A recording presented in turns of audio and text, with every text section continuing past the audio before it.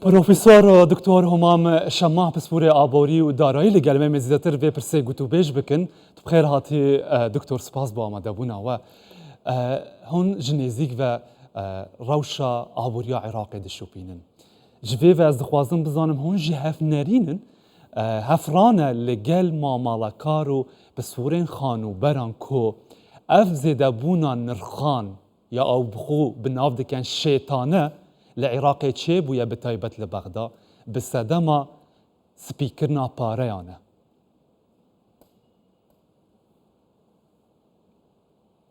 شكرا للاستضافة سپاس بۆ میوانداری کردنتان تحياتي لكم ڕێزی زۆرم هەیە بۆ هەموو بینەران و بیسەرانی کوردستان 24 طبعا هەڵبەتە نرخەکان لە بەغدا و لە تەواوی عراق بەگشتی تایبەت بە کڕین و فرۆشتنی خانوبەرە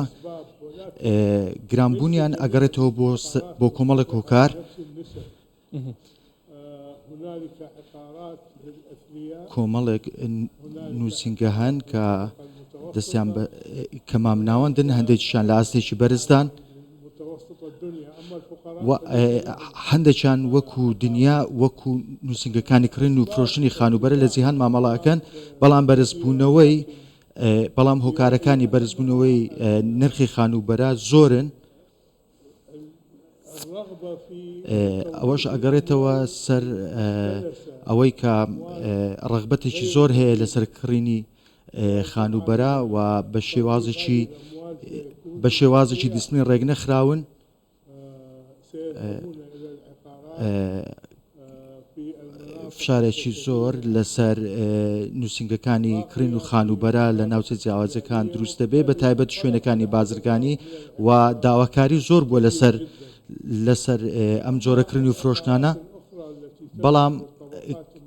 کڕین و فرۆشتنەکانی مامناوەند بەگشتی نرخەکانیان بە شێوەیەکی زۆر بەرچاو بەرز نەبووتەوە ئەوانە لە چینی مامناوەندن ئەوانیش نرخی باشە کڕین و فرۆشتنی ئەف جوداهیە بەڵام بەگشتی سپاس گەلەکە ڕۆم بۆ دکتۆر ئەف جوداهیە یا ئاساییە ئەف مەزنبوونا نرخان دەمەکە بلەزدا چێ ببن بۆ کارتێ خانوبەرێ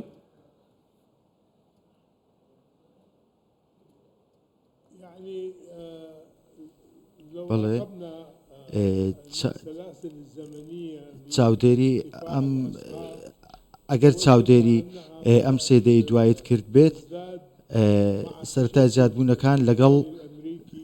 لەگەڵ زیادبوون نرخەکانە لە ناوەندی فیدراڵی ئەمریکا ئەوانەی لە چینی بەرزدان واتە ئەو کڕین و فرۆشتانەی کە لە ئاستی بەرزدان هەناردەی ئەم جۆرە مامەڵانە هەناردەی دەرەوەی سنوورەکانی ئەمریکا کران بەڵام ئێستا کۆمەڵێک هۆکار هەن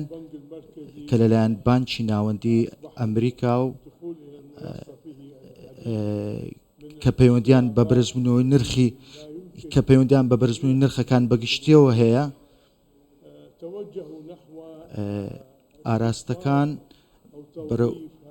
ئاراستەکان پەیوەندیان بە وەبەرهێنانی گەورە و وەبەرزبوونەوەی مامەڵە داراییەکانەوە هەیە بە تایبەت لە چینی بەرزدا لە ناوچەکانی لەو ناوچانەی کە کڕین و فرۆشتیان تێدا بەرزدا لە ناوچەکانی جازریە لە بەغدا و چەند ناوچێکی دیکە ئەمە ژەگەڕێتەوە سەر سپیکردنەوەی پارە کە بە شێوەیەکی نایاساییە کاری لە جۆرێک لە مامەڵی کڕین و فرۆشتندا کردووە بگینە کەرتە خانوبەرانی یا عێراقێ بە قەبارەیەن مەزن پارە بکەبە ناوە وی کەرتیدا مەدید ئەف زیانە مەدید بوو هەژاری بوو یەکێم دەرامەت و نرخ لەسەروی گران بوون ئەو نکارە بکڕیتن چ زیانên dî li pey vê zêdebûna înana paran bû nava kertekî de heye bi vî şiklî û di demekê de pereyên neyasayî bin spîkirina pereyan bîtin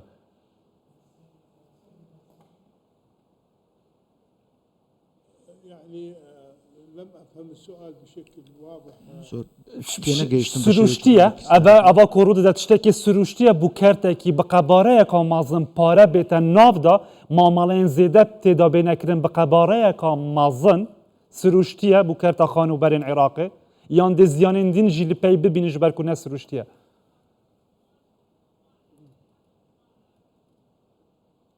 تمام. الواقع يعني الفرص الاستثمارية لا دەرفەتەکانی وەبەرهێنان ناڕوا بۆ ناچێت بۆ لایەنی پشت سازی و کشت و کاڵی بەڵکو ئەم دەرفەتانە زیاتر بە شێوەیەکی خێرا و ئاسان دەڕوا بۆ ئەم کەرتە بۆیە لەگەڵ ئەوەشدا هیچ پسپۆڕیەک نییە لە بواری وەبەرهێنان و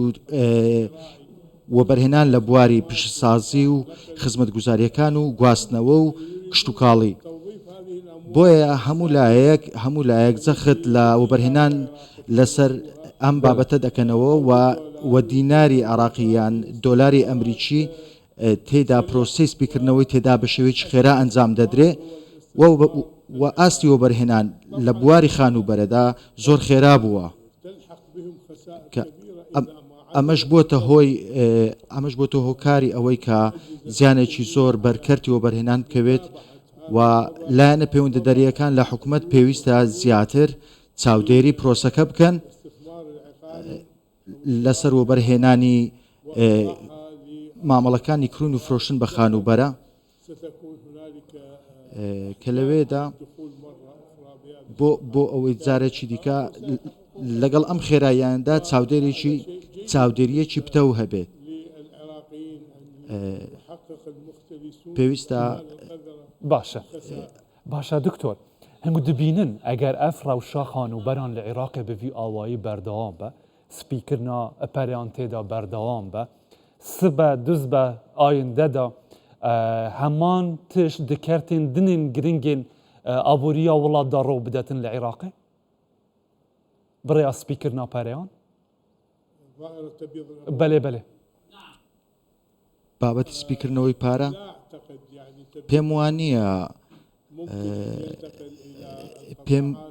پێم وانە سپیکردنەوەی پارە لە مامەڵی کردن و فرۆشتن بە خانوبەرە بگوازرێتەوە بۆ کەرتەکانی دیکە بەڵکو ئەمە پرسێکە پەیوەندی بە خاوەنکارانەوە هەیە و پەیوەندی بەوە هەیە بەشێکی زۆر لە خاوەنکاران لە بوارەکانی دیکە لە کەرتەکانی دیکەی کشت و کاڵ و پیشسازیدا خاوەنی مامەڵێکی تایبەت بخۆیانن بەڵام ئەم مامەڵە داراییانە کۆمەڵێکن لە کەسانی دواکەوتوو کە دەرفەتیان هێناوە بۆ سپیکردنەوەی پارە و گۆڕیویانە بۆ ئەوەی کە خۆیان لە ئاستێکی بەرزتردا لە بواری دارایی ببینەوە مامەڵە بە قەبارەین مازن تێتەکردن بە کەرتە خانوبەراندا دینار بەرامبەر دولاردا ژی دراوشەکە باشدانین هەرچەندە بێدا ئەو یە پیچەک جێگیر بووە هەنگ دە ئایندەدا دەبینن دە چ کاریگەرەیەکی سەر نرخی دینار چێ بکەتن بەرامبەر بە دولار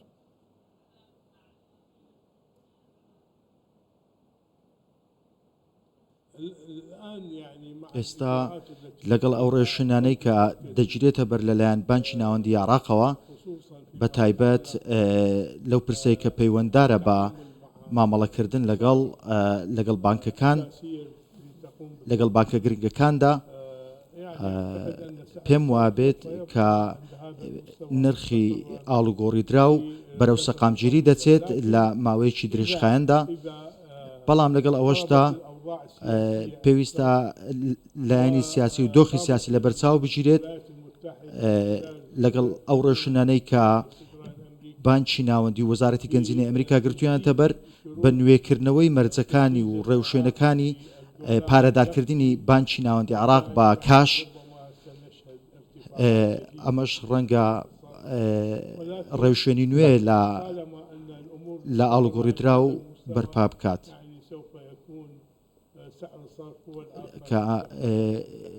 کە ڕەنگە لە داهاتوێکی نزیکدا پسپورێ دارایی و ئابووری گەلێک سپاس بۆ ئامادەبوونەوە دەم باش.